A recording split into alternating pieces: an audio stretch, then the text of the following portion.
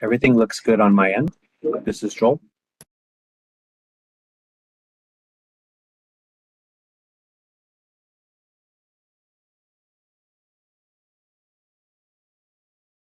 Here to share the slide deck.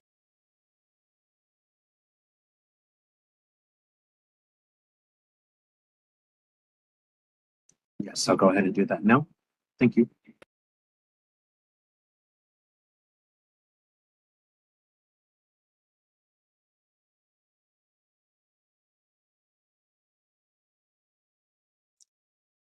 Executive Director Mosley, you may now begin. I'd ask everyone to please turn on your cameras as far as the panelists.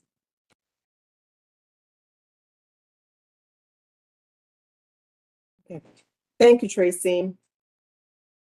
Good evening, everyone, and thank you for joining us for tonight's virtual listening session on the important issue of deputy gangs within the Los Angeles County Sheriff's Department. My name is Charmaine Mosley, and I am the Executive Director of the Sheriff Civilian Oversight Commission. We are grateful to have everyone here this evening as we continue our work to promote transparency, accountability, and community trust. Tonight's session will be moderated by our principal staff analyst, Tracy Jordan. You will first hear brief updates, about 15 to 20 minutes, from representatives from the Office of the Inspector General and LASD about their efforts to address the issue of deputy gangs within LASD. Please note that we invited POPA, which is the managerial union of LASD, and they were unavailable to participate in tonight's session. However, due to the importance of this topic, we are pleased to report that they will join us at the Commission's business meeting in September. After these brief updates, Ms. Jordan will lead us into the public comment portion of this session, where we look forward to hearing your comments on this topic. Thank you again for taking time to be part of this important session. And now I'll turn it over to Ms. Jordan. Tracy? Thank you, Ms. Mosley. At this time, I would like to go into a little bit about why we are here. For several decades, Los Angeles County has looked into the existence of deputy gangs and deputy cliques in the Los Angeles County Sheriff's Department. In 1992, the Cults Commission documented the existence of these groups and called for their eradication. In 2012, the Citizens Commission on Jail Violence requested the department discourage membership and participation in identifiable cliques or subgroups, among other things. Recognizing that law enforcement gangs existed within law enforcement agencies in California, on September 30th, 2021, Assembly Bill 958, Peace Officers, Law Enforcement Gangs, was signed into law by the governor, which added language into California Penal Code Section 13670, defining law enforcement gangs as a group of peace officers within law enforcement agencies who may identify themselves by name and may be associated with an identifying symbol, including but not limited to matching tattoos, and who may engage in a pattern of on-duty behavior that intentionally violates the law or fundamental principles of professional policing, including but not limited to excluding, harassing, or discriminating against individual based on protected category under federal or state anti-discrimination laws, engaging in or promoting conduct that violates the rights of other employees or members of the public, violating agency policy, the persistent practice of unlawful detention or use of excessive force in circumstances where it is known to be unjustified,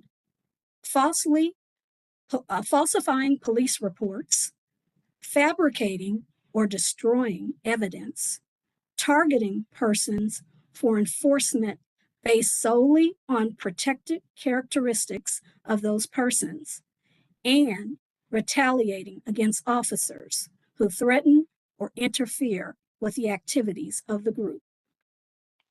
In November 18th, 2021 to be exact, the Los Angeles County Sheriff Civilian Oversight Commission unanimously voted to identify and enter into an agreement with special counsel to conduct a detailed investigation into the existence and impact of deputy gangs, cliques, or exclusionary subgroups within the Los Angeles County Sheriff's Department. After entering into an agreement with special counsel, the commission conducted several special hearings, interviewed various witnesses, and heard from the public. In February 2023, the commission, through its special counsel, developed 27 recommendations to eradicate deputy gangs and deputy cliques. On March 7th, 2023, the Board of Supervisors adopted the commission's 27 recommendations. After discussion, the board directed the commission to report back to the board with qualitative data received from community members who shared their experiences with deputy gangs. The primary goal of tonight's listening session is to hear your input on experiences with Los Angeles County Sheriff's Department deputy gangs and deputy cliques. The feedback we received from you today, along with that from the survey that is currently open on our website at coc.lacounty.gov, will be incorporated into our commission report back to the board. Now, we will briefly hear from Lieutenant Rivers from Los Angeles County Sheriff's Department, Office of Constitutional Policing, who will tell us a little bit about herself before she begins her presentation. Lieutenant Rivers. Yes, thank you. And thank you for having me here today. Again, yes, I am Lieutenant Melanie Rivers. I'm currently assigned to Office of Constitutional Policing. I am the Community Relations Liaison for the department. I want to say good evening, everyone, and of course to our panelists. Thank you for taking the time to be here today as we continue this important dialogue between our communities and the Los Angeles County Sheriff's Department. We understand that the issue of deputy gangs and cliques has caused deep worry and distrust for many, and we recognize that addressing it openly is crucial to rebuilding confidence in our department. Our goal here today is to share what we learned from the series of community dialogue meetings that were held on this topic and discuss our efforts moving forward to ensure that every member of this department serves our communities with integrity, transparency, and accountability. Can you start the slides, please?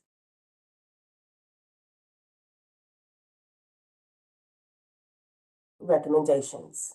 Based on the recommendations of the Civilian Oversight Commission, the Department Office of Constitutional Policing, we actually partnered with the United States Department of Justice Community Relations, CRS, on a series of dialogue meetings in our service areas.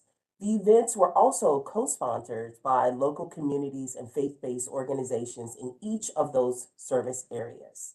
And as you see on the first slide of recommendations, it was for the department to implement the series of dialogue meetings in specifically discussing deputy gangs and deputy cliques. Next slide, please. So let's just look at a brief overview of the dialogue series. So 6 patrol stations were identified to participate in these community dialogue sessions in 2023 and 2024.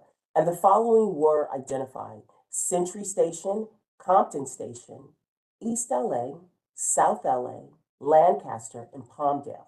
And we also had our deputy personnel to participate from deputies, sergeants, lieutenants, captains, commanders, the assistant sheriffs, chiefs, and of course, our sheriffs participated in these deputy community meetings.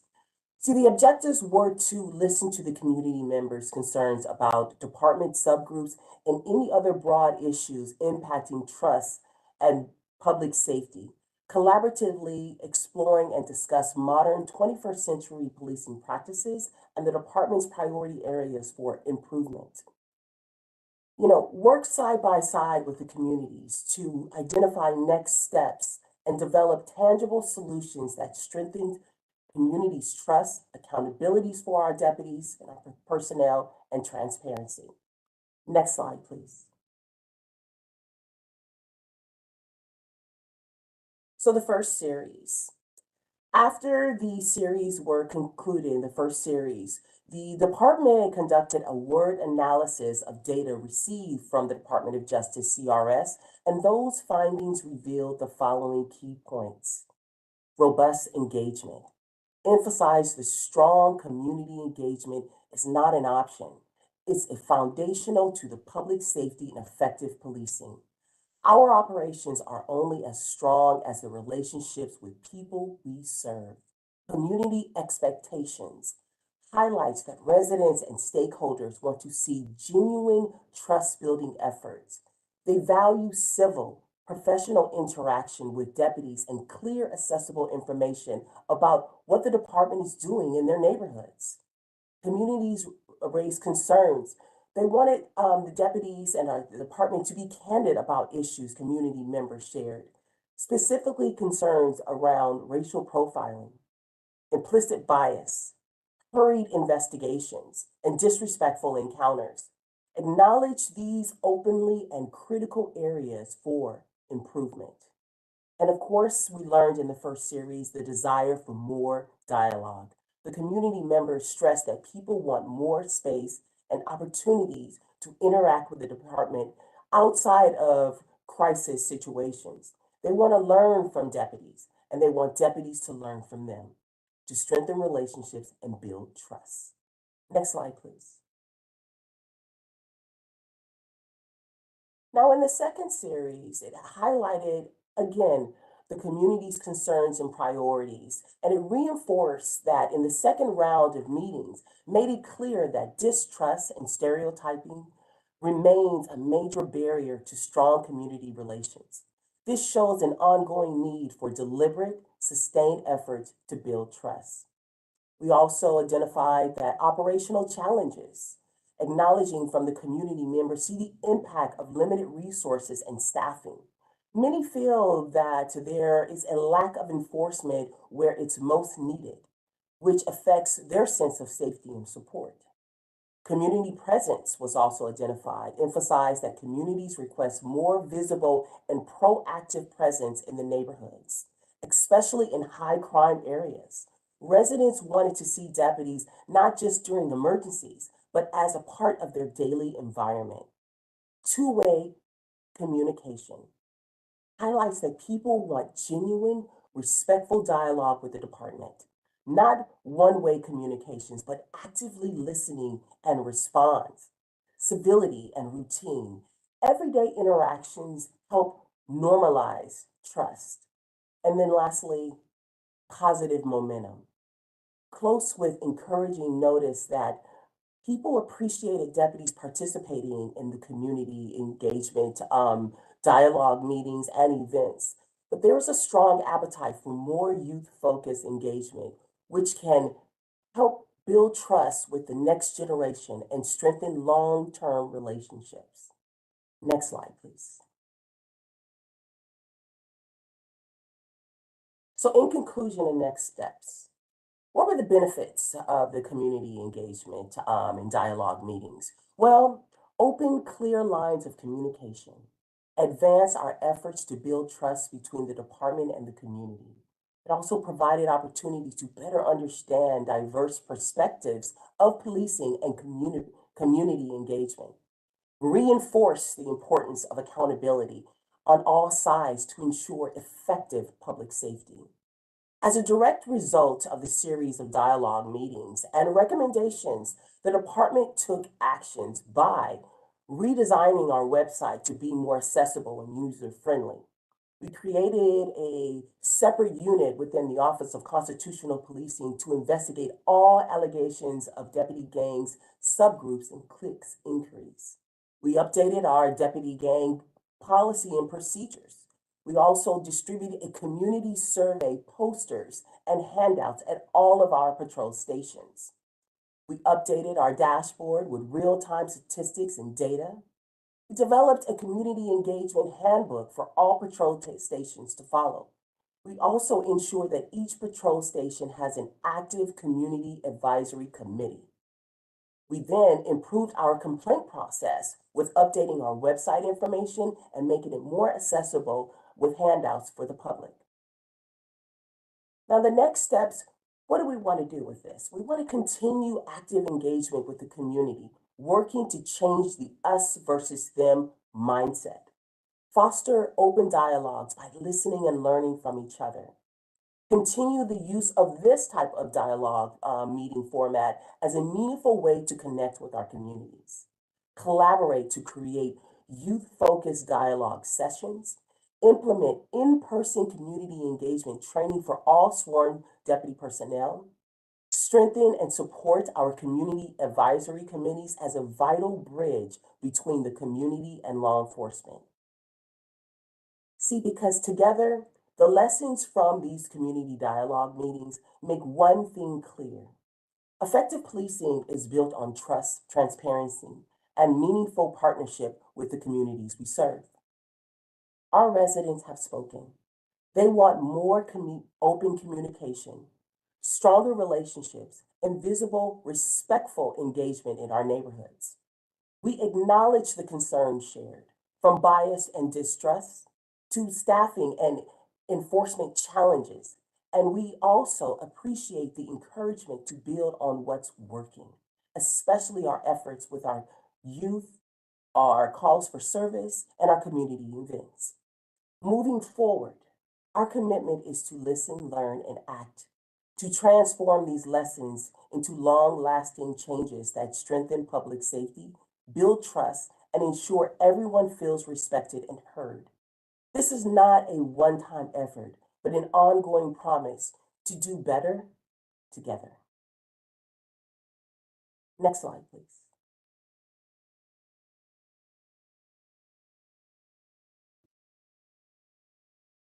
So the next slide highlights the department was also asked to provide an update on its progress on the COC's recommendations to address the issues of law enforcement gangs. The department has implemented most of the COC's recommendations, and I will go through a list of the including ones. The sheriff has unequivocally articulated his position on law enforcement gangs and cliques and has made it clear throughout the department that this conduct is unacceptable. The department has adopted a policy prohibiting participation in law enforcement gangs consistent with state statute. The sheriff has a department-wide initiative to end gangs and cliques. The sheriff has also sought the support of and received the assistance of labor organizations in supporting his vision on topics. Next slide, please.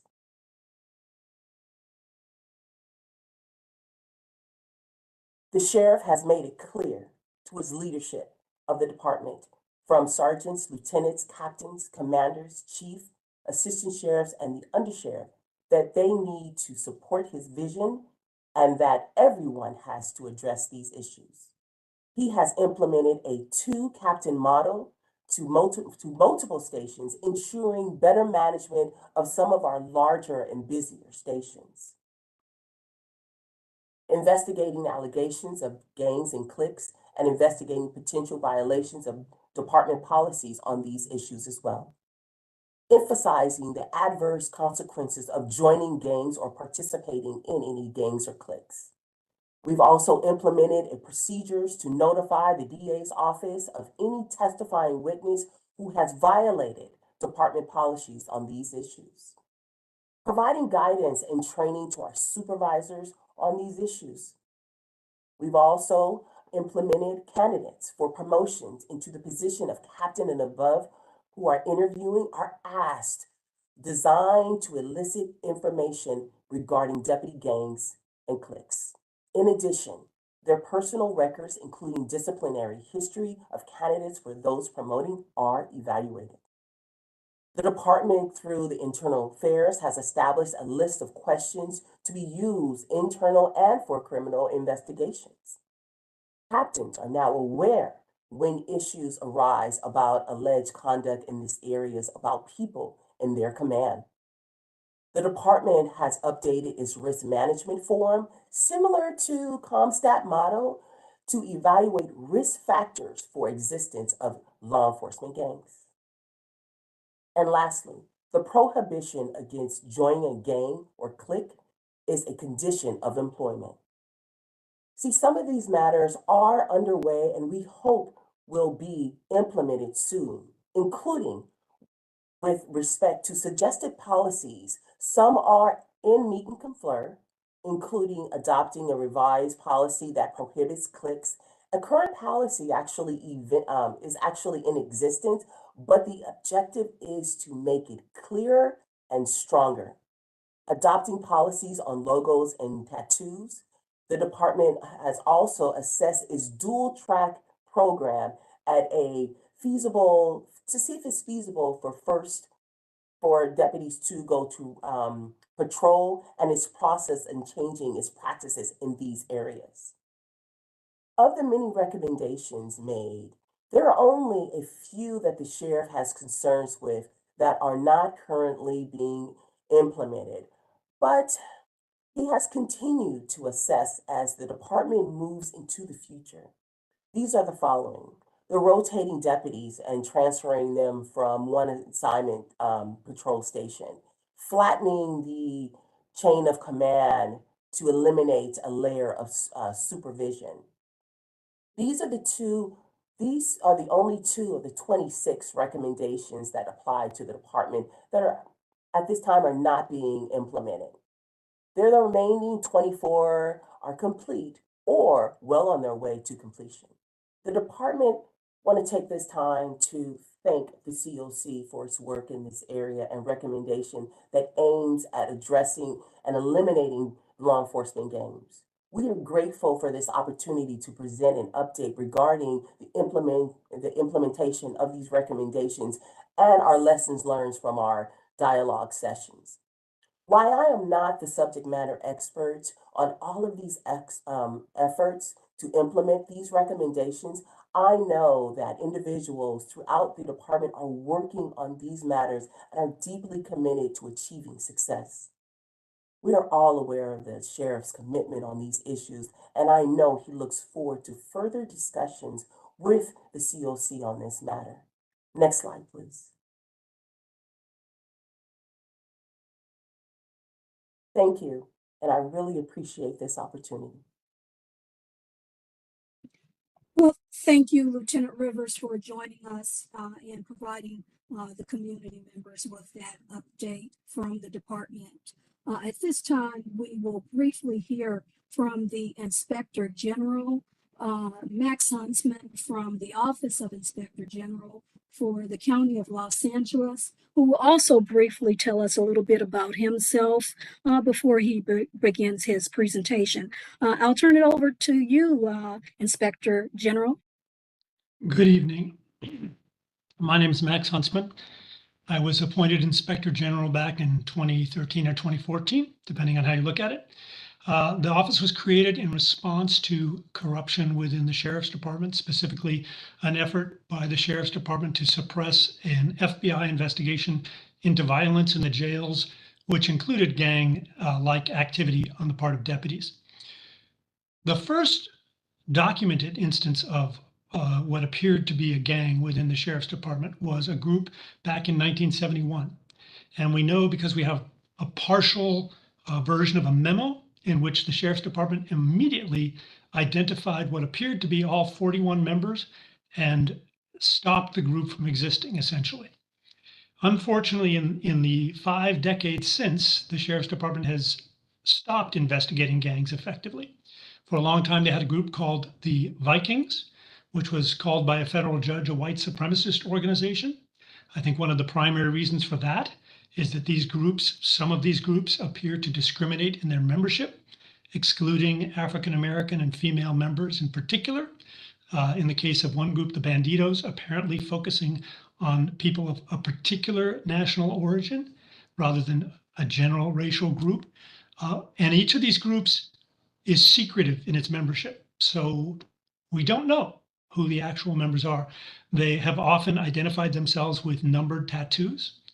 And until about 2018, not much was known about them. But in 2018, a group, the Bandidos, appeared to assault another group of deputies. The Sheriff's Department's response was in its criminal investigation to impose a code of silence, allowing deputies not to testify against their fellow deputies. And this was approved by management. Deputies, some 20 different deputies, were permitted to give no evidence in that case. And as a result, there was no case to be presented to the DA's office, at least no effective one. The DA's office accepted this, chose not to conduct a grand jury or to insist that the Sheriff Department impose its own policy requiring cooperation. And so the Bandidos case never went forward until later there was a civil case, which has since been settled on behalf of the deputies who were beaten up.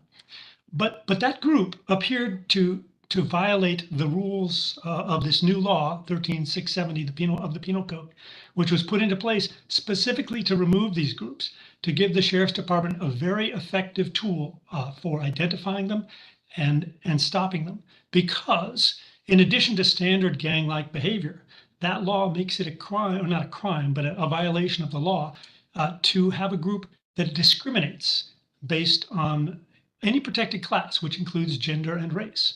And the current undersheriff of the Sheriff's Department has called the Bandidos a deputy gang. And the prima facie evidence that the Sheriff's Department has is that they are a gang. The reason I go over all that is because the current state of affairs in the Sheriff's Department is that there are no effective investigations of gangs.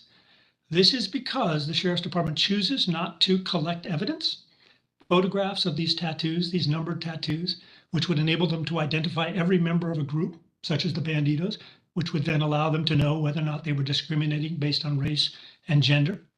And also the simple fact that they haven't actually done the investigations. Now, we made a statement to this effect to the COC some time ago. Sheriff's Department vehemently disagreed and said the COC proposed that they show us any evidence that they had investigated. And we've received none. We've been told that they've conducted many interviews, and I believe that's true. But currently, as we are told by the Sheriff's Department, the number of actual deputies who are currently suspected of and being investigated for deputy gang membership is 0. The number of groups that have been identified as deputy gangs is 0. And that, again, is despite the fact that the Bandidos, substantial evidence exists to conclude that they may be, and it would be easy to identify all of them by simply asking the questions in the list that you heard about. The Sheriff's Department has created a list of questions to ask in an investigation. And if they actually took photographs of the tattoos, they would have a book of pictures of tattoos, as they do in any gang investigation they conduct. But they choose not to do that. 2 years ago, I attempted to enter the Criminal Investigations Bureau due to having heard that there was a gang-related case in which the code of silence was still being applied, and the sheriff refused me entrance. And since then, we have seen no improvement on the conditions. We have seen no change in the actual investigation of these gangs, despite all the things you heard about that are being done in terms of community outreach and in terms of policies and communications of those policies. Although the new state laws provide for external investigation by my office, we have not been able to conduct those investigations. So the current state of affairs is there's no effective oversight looking into the deputy gangs. There is no internal investigation of them that is effective and has yielded fruit. And so I don't believe that any of these groups have ceased to exist. I mentioned the Bandidos. There's also the Gladiators, not the name they use for themselves, a group that uses a Nazi helmet in its tattoo that is also ripe for being investigated to identify its members so that we could find out if they were discriminating based on race and gender, and that hasn't happened. And the best information we have is that groups continue to be newly created as time goes on. And as the Banditos once controlled East LA Station, according to a former sheriff, we believe that the groups have continued influence, particularly in the recent Baker to Vegas competition in which law enforcement groups do relay races in the desert. There was a large boycott as a result of unhappiness in the department with prosecution of a deputy for violence in the line of duty that the sheriff's department seemed to be concerned about, but did not seem to stop or investigate. So currently, on behalf of the Inspector General's office, I'm deeply concerned about the problem. I thank you all for coming today. I hope that you can share information with the county, and I hope that someday the state laws that we have that provide for powerful external investigation of these matters will be enforced. That day has not come yet. Thank you. Thank you, Inspector General, for sharing that wealth of information with us. We will now prepare to start for public comment. I would like to ask that everyone please keep in mind that this is a listening session. The panelists are here to listen and hear the experiences that are shared by the public. With that said, panelists will not be able to respond to questions during this time as they want to listen to what the public has to say.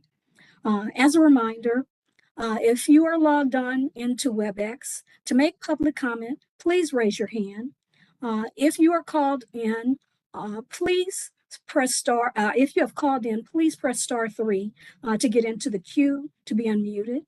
I will unmute you, and then when it's your time for public comment, please make sure that you pay attention for your name to be called. To make public comment, you must be logged into WebEx or phoned into the meeting. Each person will have 2 minutes to provide your public comment. Please note that the time allocated may be adjusted depending on the number of individuals who have public comment. Before I begin, I will turn to my colleague, Robert, who will make this announcement in Spanish. Robert, can you please make this comment for us in Spanish? Buenas tardes. Le damos la bienvenida a miembros de la comunidad que hablan español. Para hacer un comentario, inicie sesión en WebEx o por teléfono. Levante la mano haciendo clic en la imagen de la mano. Puedes visitar a coc.lacounty.gov para más información sobre la comisión. En la siguiente página, por favor, escanea el código QR para completar la encuesta sobre experiencias de la comunidad con las pandillas de los agentes del sheriff. Gracias. Thank you, Robert. At this time, it looks like we have a hand raised. Cindy Nunez. Cindy Nunez, you are being unmuted for your public comment. How long do they have for public comment, Tracy? 2 minutes. Got it. Thank you, Tracy. Good afternoon, Commission. I just, again, Cindy Nunez, sister of Francisco Nunez, Office of Constitutional Policing. You guys, I've dealt with you guys as well. So I won't get too much into the story, but I am one of the ones that has experienced and witnessed this deputy gang issue out here in the Antelope Valley, which I speak about very, very frequently in the meetings. Still, nothing has been done. I've submitted evidence. Again, I have gang unit passing by my house. I have them taking pictures of my children. I have all that stuff. But with that being said, I mean, I've submitted documentation. I've gone through the Inspector General. He's tried to help me. He's limited to what he can do. It always goes back to LASD and pending their responses. I've gone through captains. I've gone through everyone. No one seems to let me know why this harassment and retaliation towards me continues, right? So my questions for LASD, for the sheriff, for the Office of Constitutional Sergeant Rivers, specifically you, if these were officers in a criminal street gang instead of the deputies in that uniform, would the department's silence still be acceptable? My next question, if the sheriff's department can't control its own personnel, who's actually policing the police in Antelope Valley? Because it's not Captain Bartlett. What are we as a community, as impacted families, supposed to do when we're getting harassed and retaliated against for speaking out and asking questions, asking for records, simple stuff that we should be entitled to as a family that LASD refuses to give us in the first place? And it's just a run around, no communication, delayed letters meant to not allow me to respond. I don't get a response from Sergeant Rivers. I haven't heard from you at all. So what do we do in this case? We don't get answers. I don't get answers. Every cop in Lancaster knows where I live, Thank you. knows who I am. Thank you, Ms. Nunez.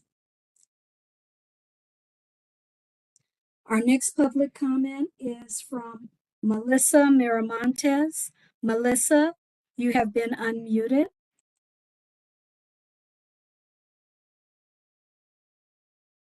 Melissa, you've been unmuted. Can you hear me? Yes, we can hear you. Okay, good evening. I definitely want to come on and speak on behalf of Francisco Nunez and the Nunez family, and also the Youngbloods family in Antelope Valley. Time after time during these commission meetings, when we sit in on these monthly meetings, the commissioners on the panel are informing us of their the hesitance and the resistance and the non-compliance from the LASD with withholding information. You know, these subpoenas, they're going unanswered. They're actually being sued because records are not being released in a timely manner, or they're not being released at all. We're sitting in on this meeting today to discuss and for the LASD to hear from the community. And I urge you, you had a great PowerPoint presentation full of fluff and information that you are stating that you guys are acting in a certain manner, and nothing that you have disclosed is actually being followed. You have policies in place, you have procedures in place. None of them are being followed time after time. And the community, the inspector general, the commissioners have continued to face challenges. I encourage you, if you have these policies, please follow them. Make sure that you hold these officers who are in gangs accountable, because they cannot continue to harm the community, continue to act as gang members and be called police officers. It's not right. They're killing members in our community. They're killing our loved ones time after time, and they're getting away with it. So please do something about it.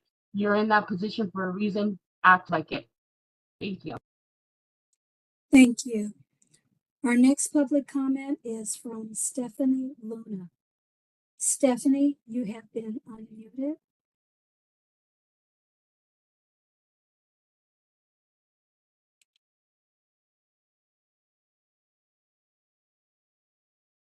Stephanie? Luna, I'm the aunt of Anthony Vargas, who was shot and killed for a deputy gang initiation. What continues to allow this problem to persist is the culture of secrecy within the department, reinforced by a lack of accountability from the county.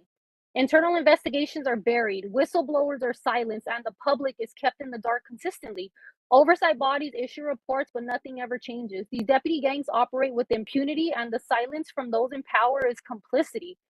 We have the deputy associations that consistently shield problematic deputies from consequences. They protect members involved in deputy gangs and actively block any reforms that bring transparency and accountability. They spend more time defending violent behavior than they do supporting community safety.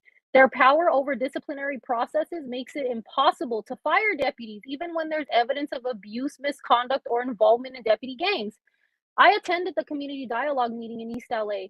The room was missing the voices of several impacted community members, not because people here don't care, but because people are afraid.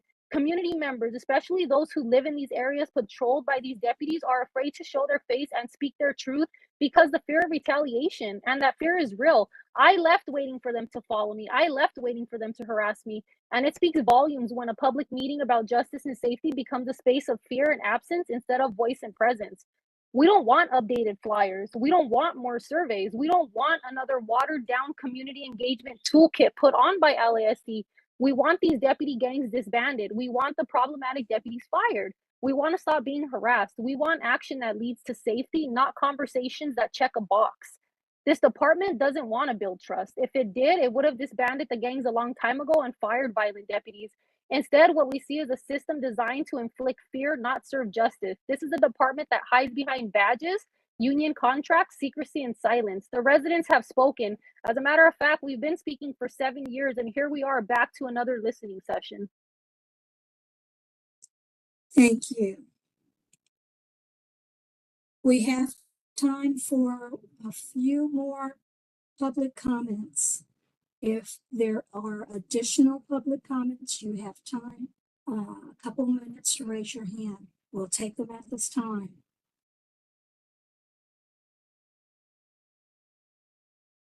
Okay, we have one more. Cindy has an additional comment she'd like to make.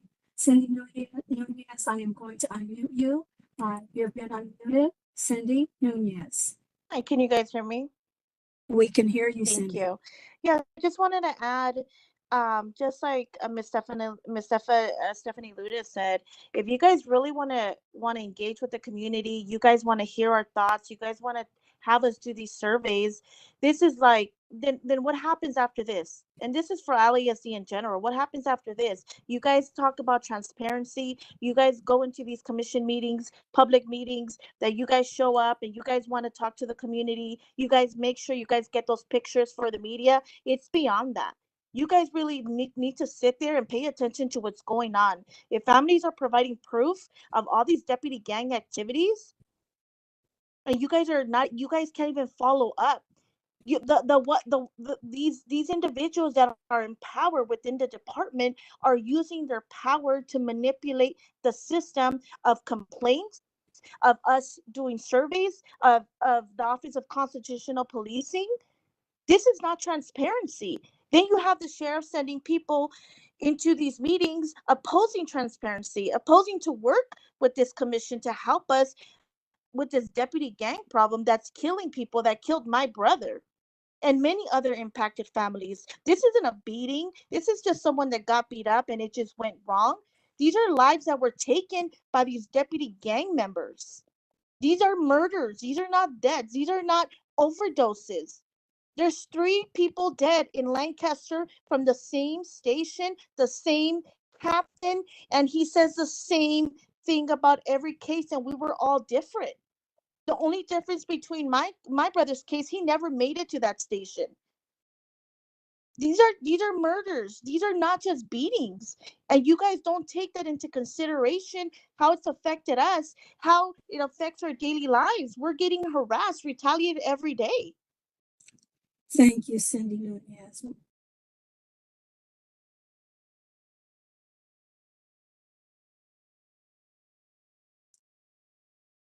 That's all the time that we have for public comments.